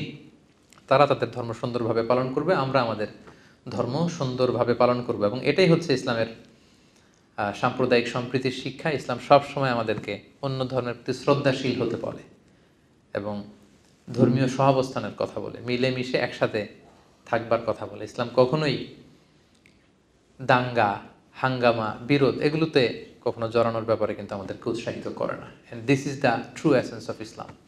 আল্লাহ তাআলা আমাদের সবাইকে কথাগুলো বোঝার ও আমল করার তৌফিক দান করুক। যতগুলো কথা বলেছি কোরআন সুন্নাহর আলোকে, দলিল ভিত্তিক বলেছি, তারপরেও আমার মনের অজান্তে কোনো মিস ইনফরমেশন যদি আমার মুখ ফসকে বেরিয়ে যায়, সেগুলো যেন আল্লাহ পাক আপনাদের স্মৃতিপট থেকে মুছে দেয়। আমরা পড়ি আমিন। আর সত্য, সুন্দর, কল্যাণ করে ইসলামের পক্ষে যা বললাম, তার সবগুলো আল্লাহ তাআলা প্রথমে আমাকে আমলের তৌফিক দান করুক এবং আপনাদের সবাইকে আমলের তৌফিক দান করুক। আমরা পড়ি আমিন। হাদা মা ইনদি ওয়াল ইলমু ইনদাল্লাহ আলাইহি তাওয়াক্কালতু ওয়া ইলাইহি উনীব। ওয়াসসালামু আলাইকুম ওয়া রাহমাতুল্লাহি ওয়া বারাকাতুহু।